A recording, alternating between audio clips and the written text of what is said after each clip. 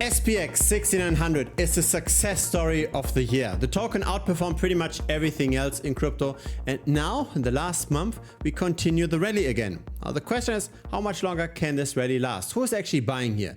Let's have a look at the on-chain metrics. Let's try to figure out what most people are not seeing. Now here's the rally in the last month. We are now at $1.08. We are up 87% today. Now this is not the first video on the asset on this channel. I'm publishing videos regularly. The very first SPX6900 video, it came out 246 days ago and it performed pretty much like the average video. So an average video is in gray and that specific video is here, this blue line. At the time the price was 11 cents. So since then we are up roughly 10x. That's then how that looks like on a chart. Here was that first video, then we had this massive rally 1300%, then the subsequent crash which was more than 80%, and now we are recovering. But how much higher can we go? Is there a chance that we go beyond the old all-time high, or that we appreciate more than just 40-something% from here? The asset is now the third largest trending token on the Ethereum chain, only beaten by Pepe and Mock. It's got 16.6 million worth of liquidity. Today there are roughly 100 more buyers than sellers, and in total the token has almost 40,000 holders on chain. Now here's how we can find those tokens early, right? It's not just randomly picking any altcoin, it's by following the people that know things earlier than most. It's by following insiders, it's by following other influencers, potentially people that then afterwards, after buying, push that asset in their social media. Those wallet tracking alerts, by the way, are part of the premium membership. Link is down below. It's thebitcoinstrader.com. But again, I try to be early on this YouTube channel as well. I publish videos on various altcoins regularly. Feel free to subscribe. Let's get back to SPX6900 and let's have a look at what happened in the last month where the price almost doubled. What you see over here is the number of first-time traders versus returning traders over time for the last month. Now on the left side, that's the absolute number. On the right side, that's normalized to 100% to see the ratio. We see that every day there are more returning users than new users. This is quite common for a matured asset. So there are arbitrage bots that trade the token regularly. But when we just look at the new users, there are 2 days with quite a lot of new traders entering the token. So that was on the 22nd of May and yesterday on the 28th of May. So that's over here and over here. Interestingly enough though, the number of holders in the last month didn't really change that much. So we've got retail on the left, we've got the whales in the right, and something in between in the middle. So to be counted as a wallet on the left chart, that wallet has to hold at least 1,000 SPX6900 tokens. So that's roughly $1,000 worth of the token. 1 month ago, this was at 13,083. Now it's at 13,057. For the chart in the middle, the medium holders, a wallet has to hold at least 10,000 tokens. That went from 3,645 wallets to 3,631 wallets. And the number of whale wallets, so 100,000 tokens, that's from 713 wallets to 715. Now, isn't that odd? When the number of holders is pretty much steady, if it's not going down, if it's not going up, how can the price almost double? I think there are 2 explanations. The first explanation is that SPX6900 is traded versus wrapped Ethereum. So the way the token price is determined is by its ratio in the liquidity pool versus wrapped Ethereum. It's not how much US dollars get in and out, it's just how many SPX tokens are in the pool versus how many wrapped Ethereum tokens are in the pool. So when Ethereum is going up by say 10%, so that's in US dollars, then SPX6900 also automatically goes up by 10% without even a single trade occurring on the Ethereum chain. And so we have to put this 86% increase in perspective. We have to look at this relative to Ethereum, and Ethereum during the same time went up by 53%. So the majority of the gains that happened to the assets was simply just Ethereum going up. Not all of it, but the majority. But what about then the rest? What about the roughly 30 percentage points that we got on top for SPX6900? How can SPX6900 increase by that much, 1% per day, again, when the number of holders isn't really changing much? The asset still sees a lot of buyers and sellers over time. So there is activity, but likely what's driving the price delta is the derivative market. It's the perpetual futures. It's the levered bets on the price. Because on the spot market, we only saw 14 million worth of trading volume on the largest exchange. So that's Bybit. That's for the last 24 hours. On the perpetual futures market, however, we saw 121 million. So really price discovery happens on the perps, not on the spot market. Just have a look at the correlation of open interest and the spot market price.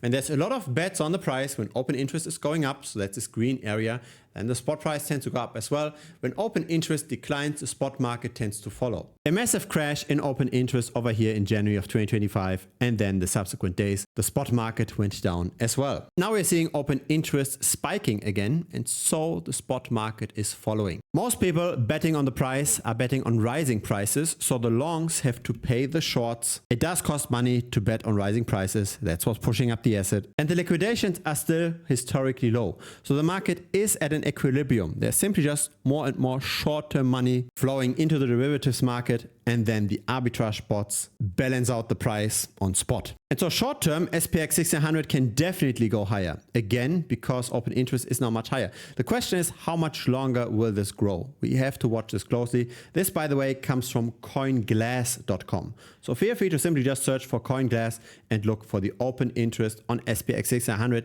And once this goes down, it might make sense to take some profit. Here we've got SPX6900 relative to the Ethereum price. So now we've got the idiosyncratic movements. So even if Ethereum goes up by 50% and SPX6900 also goes up by 50%, this chart stays stable. So we just look at the trading of SPX6900 specifically. And this tends to be potentially in a range. There is a little bit more upside, maybe 14%, and nobody says that this resistance has to hold forever, but at least at this price level, it might make sense to very, very closely again watch the leverage on the perps.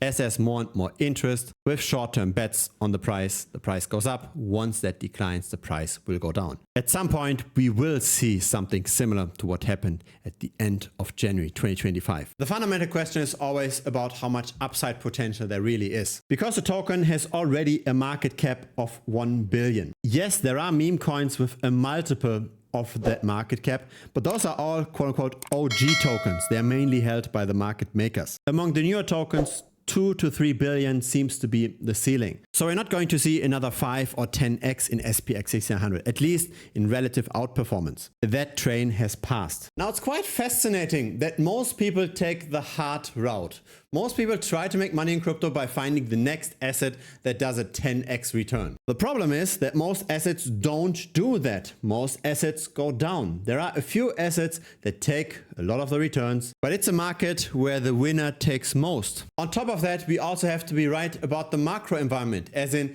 if Bitcoin goes up, then most altcoins go up as well. When Bitcoin dumps, most altcoins go down as well. So really, I think there are smarter ways to make money. I think it's better to try to not focus too much on the macro. I think it's better to find price discrepancies where you don't have to find the few winners. Let me show you what I mean. What do you prefer investing in? Is it the line at the top or is it the line at the bottom? Now at the bottom, we see Bitcoin's price movement. So this chart starts in February 2024. And as you know, we have seen quite a bit of a drop during that time, a 30% decline after we're now back above 100K. But the chart at the top has much less volatility. During that time, it appreciated by more than 1,000%, while Bitcoin went up by only 115%. Or have a look at this chart here. This starts in November of 2020. And it went up by 9,000%. While at the same time, here is Bitcoin, it only went up by 500%. Now what I'm showing here with those charts at the top are actually not altcoins that outperformed the rest. It's not one of those few winners. Instead, we looked at relative valuation charts. So we looked at the Bitcoin price relative to a very poorly performing altcoin. Now I'm not saying what kind of altcoins this is, but in general, this is also a Bitcoin chart here at the top. It's just not relative to the US dollar, but relative to a very bad altcoin. Let's make an example. Check out this. This is PIF. PIF had a lot of token supply growth in the last 30 days. So here are the tokenomics of PIF. Over time, there's more and more supply hitting the market. Now, if demand doesn't grow as quickly as supply, the price should be going down. And as per tendency, that is right. So this is now the PIF chart. Now, PIF is an asset on the Solana chain. So let's compare Solana with this. The price didn't always go down. And that's because sometimes Solana rallies. And so PIF comes with it. Again, the problem with correlation, the problem of the macro environment. But when we look at that PIF chart, not in US dollars, but relative to Solana, suddenly we've got a much more stable trend. Now, this is not necessarily the trend we want, right? We don't want to buy PIF, but we want to do the exact opposite, right? We might consider buying Solana and betting on falling prices of PIF at the same time to then get the delta. So in the end, we cancel out the macro because we are long one asset. We bet on rising prices of one asset, in this example Solana, and we're betting on falling prices of the other asset. So in this case, PIF. So overall, what the overall market is doing when it's going up and down, it doesn't matter to our portfolio because one thing tends to go up, one thing tends to go down. The only thing that matters is the relative performance. And then we've got very constant declines. Or if we now flip this chart, if we don't look at PIF relative to Solana, but we look at Solana relative to PIF, we get our nice growth charts. So this is now a more than 500% increase. And again, it's much less volatile compared to buying Solana directly. So this is, I believe, the easy way to make money in crypto. It is a bit more complex than just buying a random altcoin, but in the end, we have the odds in our favor because, again, most altcoins tend to go down because the supply expands over time, and we are also hedged against the macro. We don't care if Bitcoin and Solana go up or down because we go both long and short at the same time. We can have a very constant growth this way. And here is what I mean with constant growth. This is my portfolio development since I started trading this long short strategy. The maximum drawdown was 5.67%. The equity is 36K and the growth over the span of roughly 2 months was 11K. Now, the most important thing here is not necessarily how much this grew. That's of course nice. But what I really like is that the drawdown was so low. We don't care about the macro. We don't care if things currently go up or down. All we care about is pricing inefficiencies. And so think about it. Do you want to buy a lot of different altcoins hoping for the one moonshot that might make up for all of the losses that in the end might never come? Or is it maybe better to just continuously grow with very little downside? I think the latter is better. If growth is predictable and if you can manage our risk properly and if you can make money independent of the market situation, we've got something that's much more valuable than just trying to find the 10x that might never come. Now again, this strategy is not as straightforward as just buying an altcoin on a centralized exchange. We do have to learn a little bit, but I actually made a video just on that topic. You don't have to watch every single video here, but the one at the top, that's the most important one. Using perpetual futures on Hyperliquid to bet on relative valuations.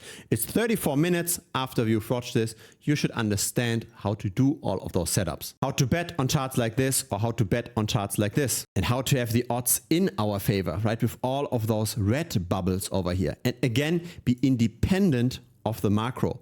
It's the constant growth that's really attractive. So again, here's that tutorial video. It's part of the premium membership, thebitcoinstrader.com. And of course, I also share my own trades. For example, over here, I shorted WorldCoin recently. WorldCoin relative to Ethereum. So we're betting on Ethereum to outperform WorldCoin. So that was on the 23rd of May. I'm sharing this because this position is now closed and I closed it on the 28th of May. And so in the end, when you've got the right risk management in place and you put on some leverage on the position, you can make really nice gains. Here was the Hyperliquid chart at the time. So it already went up a little bit since then. But yeah, people are making money with this, right? This is not just me cherry picking the data. Here, have a look at this. This was one member that made some money with the WorldCoin short. Another one over here and here and here. Thanks, Gerhard. The premium membership paid itself already. And so that's in the end the fundamental idea, right? It's about making consistent gains. It's not about buying random lottery tickets, hoping for the one salvation trade. So feel free to check it out. It's currently $125 per month. It used to be 165, but currently the attention on crypto is comparatively low.